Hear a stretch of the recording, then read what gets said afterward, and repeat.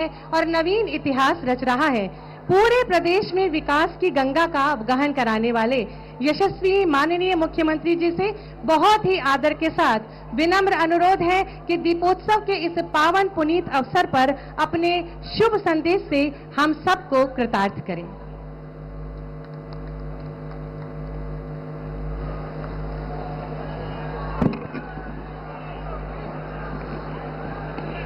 जय जय श्री राम। आप लोग कितने लोग यहां पर हैं? आप लोग अपना मोबाइल फोन का ऑन करिए, थोड़ा उसका लाइट जलाइए इधर मंच की तरफ।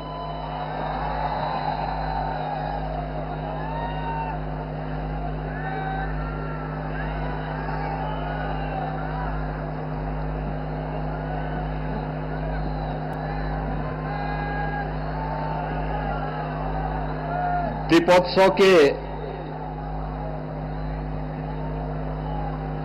8वें संस्करण के आज के इस कार्यक्रम में हमारे बीच में उपस्थित केंद्रीय पर्यटन एवं संस्कृति मंत्री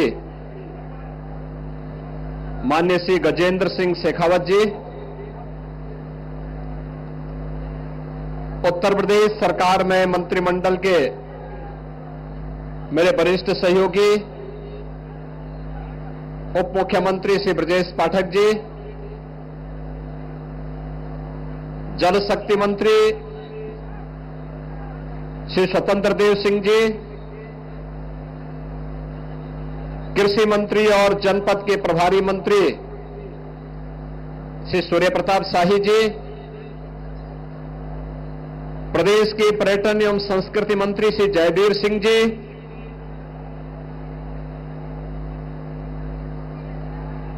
आज के इस कार्यक्रम में हम सबके बीच में इस उत्सव की गरिमा को बढ़ाने के लिए यहां पर उपस्थित इलाहाबाद उच्च न्यायालय की माननीय न्यायमूर्ति श्रीमती संगीता चंद्रा जी, उत्तर प्रदेश सरकार के मेरे मंत्रिमंडल के सहयोगीगण, सभी माननीय जनप्रतिनिधिगण, सभी पूज्य संतजन और हजारों की संख्या में राम जी की पेड़ी में उपस्थित और अयोध्या धाम में उपस्थित लाखों की संख्या में उपस्थित सभी मेरे श्री राम भक्त बहन और भाइयों, दीपोत्सव का यह भव्य और दिव्य आयोजन आज पूरी दुनिया देख रही है। मैं इसके लिए आपको भी, पूरे प्रदेशवासियों को भी और देश और दुनिया में जहां कहीं भी सनातन धर्मावलंबी इसका आनंद ले रहे हैं, उन सबको भी मैं इस अवसर पर हृदय से बधाई देता हूं, अपनी शुभकामनाएं देता हूं।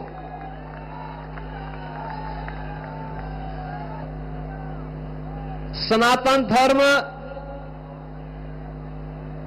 दुनिया का सबसे प्राचीनतम मानवता का धर्म है। जियो और जीने दो की प्रेरणा देने वाला धर्म है। सबके कल्याण का मार्ग प्रशस्त करने वाला धर्म है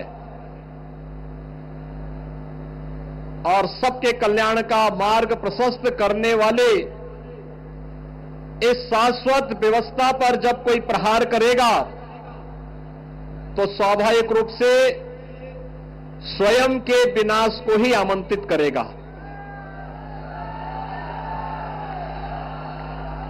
वे ताकतें जो आज भारत को कमजोर करना चाहती हैं, वे समाज को बांटने का काम उसी रूप में कर रहे हैं जैसे कभी त्रेता युग में रावण और उसके अनुयायी कर रहे थे। बहनों और भाइयों, नाम का अंतर है।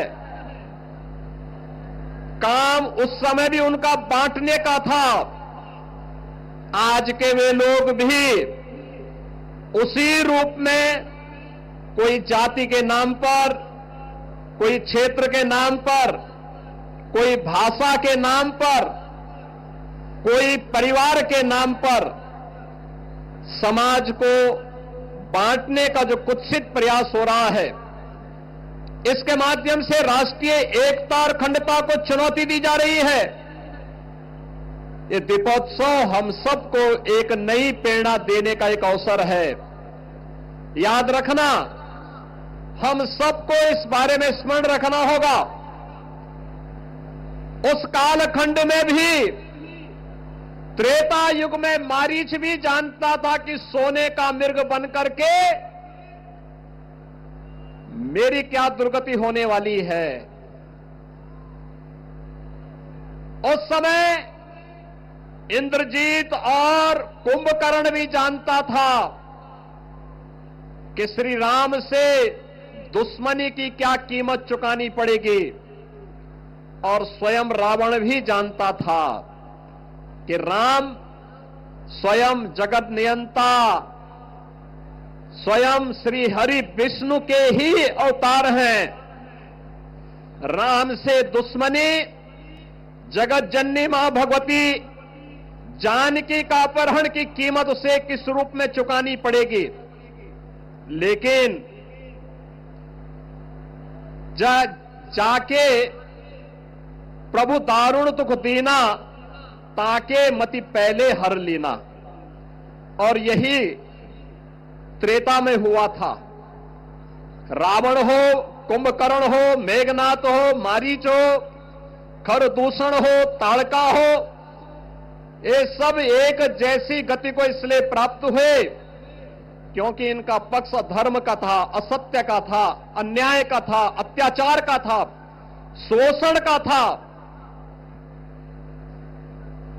और आज भी राजनीति के लिए सेम बने हुए कुछ लोगों के पितरों को राजनीति के नाम पर चाचा और काकाओं की इस जमात को भी मालूम है कि देश और समाज के लिए उनके जो कृत्य हैं वह कहीं भी किसी के लिए, न वर्तमान पीढ़ी के लिए न भविष्य की पीढ़ी के लिए ही उचित होंगे, अच्छे होंगे, लेकिन उनकी दुर्गति होनी है। इसलिए वे लोग भी आज फिर वही कार्य कर रहे हैं, बांटने का काम, आपस में विभाजन करने का काम, ऐसे ही लोगों को प्रश्रय देने का काम कर रहे हैं जो कार्य कभी रावण ने किया था, जो कार्य कभी दुर्योधन और दुशासन ने करने का किया था, और उसके परिणाम क्या हुए थे, यह हर कोई परिणाम के बारे में जानकारी रखता है। ये दीपोत्सव का एक कार्यक्रम जहां हमको दीप से दीप जलाने की, सामाजिक और राष्ट्रीय एकता को संबल प्रदान करने की नई प्रेरणा प्रदान कर रहा है, वहीं साथ ही साथ सामाजिक एकता के माध्यम से राष्ट्रीय एकता को संबल प्रदान करने के लिए भी एक नई प्रेरणा प्रदान कर रहा है। रामायण का यह दृश्य, प्रभु श्री राम का अयोध्या आगमन के उत्सव के रूप में दीपोत्सव का यह आयोजन इसी श्रृंखला का हिस्सा है। और मुझे तो अत्यंत आनंद की अनुभूति हो रही है कि दीपोत्सव का 8वां कार्यक्रम, इस दौरान दुनिया की सबसे बड़ी महामारी कोरोना का सामना भी हमने किया, लेकिन अयोध्या में दीपोत्सव का क्रम कभी थमा नहीं है, कभी नहीं थमा है। कोरोना कालखंड में भी यहां पर एक नए रिकॉर्ड बनते गए, और मैं मानता हूं आज फिर दीपोत्सव का एक कार्यक्रम, मां सरयू की आरती के कार्यक्रम ने भी कुछ नए रिकॉर्ड बनाए होंगे। कुछ ही देर में उसकी घोषणा भी होगी, लेकिन हमें इस बात को याद रखना होगा, इस शाश्वत क्रम इसी प्रकार से चलता रहे, यह अयोध्या वासियों की जिम्मेदारी बनती है। प्रभु राम का आगमन आपके लिए अद्भुत घटना है, अलौकिक घटना है। अयोध्या धाम को दुनिया के मानचित्र पर प्रस्तुत करता है, अयोध्या के माध्यम से दुनिया को एक नई प्रेरणा प्रदान करता है। यह दीप केवल अंधकार को ही, अमावस्या के अंधकार को ही दूर नहीं करने वाला है, अज्ञानता के अंधकार को ही दूर नहीं करने वाला है, समाज के दुश्मनों को भी एक नया जवाब देने का माध्यम है। वे आज रूप अलग अलग हो सकते हैं, नाम अलग अलग हो सकते हैं, लेकिन वे जिस भी रूप में होंगे उनके लिए एक चेतावनी भी होनी चाहिए। ये दीप केवल अंधकार के तमस को दूर करने का माध्यम नहीं, अज्ञानता के तमस को दूर करने का माध्यम नहीं, अन्याय, अधर्म और अत्याचार के तमस का भी विनाश करने वाला साबित होना चाहिए। यह अयोध्या का संदेश पूरे प्रदेश के अंदर चलना चाहिए, प्रदेश के अंदर यह संदेश जाना ही चाहिए।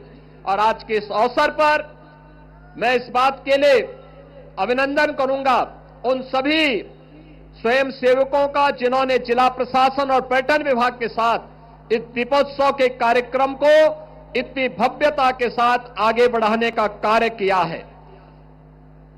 अष्टम कार्यक्रम, पहला कार्यक्रम यह प्रदेश सरकार ने अपने स्तर पर किया था और 8वें संस्करण तक पहुंचते पहुंचते यहां जनसहभागिता का एक आदर्श उदाहरण बन गया कि 30,000 से अधिक स्वयंसेवक आज इस पूरे कार्यक्रम के साथ जुड़ करके लाखों दीपों को प्रज्वलित करने का कार्य अयोध्या धाम से कर रहे हैं।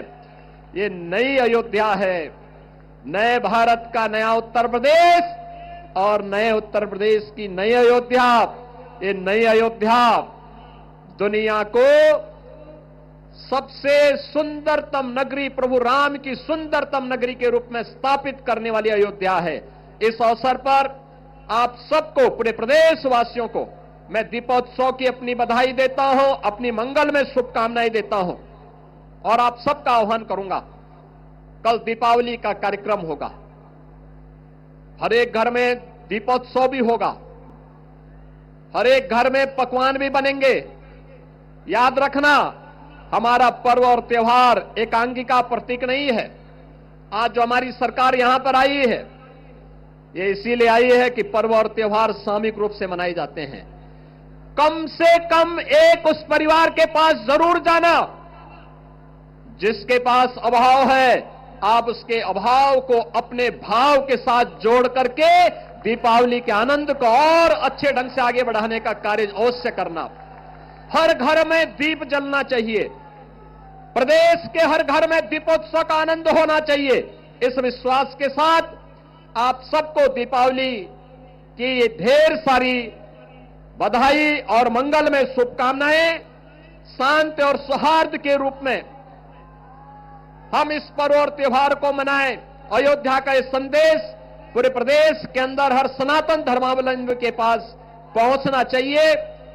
आज के इस अवसर पर इन्हीं सब बातों के साथ में केंद्रीय मंत्री माननीय श्री गजेंद्र सिंह शेखावत जी का, अपने अन्य सभी गणमान्य अतिथियों का, पूज्य संतों का, सभी का हृदय से अभिनंदन करते हुए अपनी वाणी को देता हूं विराम। मेरे साथ बोलेंगे जय श्री राम, जय जय श्री राम, जय जय श्री राम।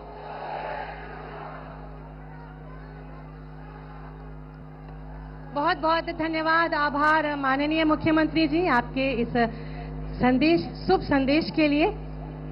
सब विधि सब पुर लोक सुखारी, रामचंद्र मुखचंद निहारी। अब वह बहुप्रतीक्षित क्षण आ गया है जब उत्तर प्रदेश पुनः एक नया कीर्तिमान, एक नया इतिहास रचने को तैयार है।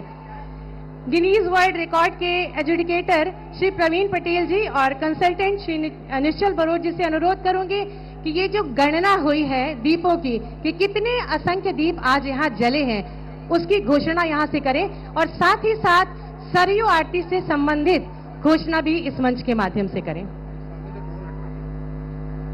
ये मंच के समक्ष से ड्रोन कृपया हटा दें और सारी लाइट्स ऑन कर दें।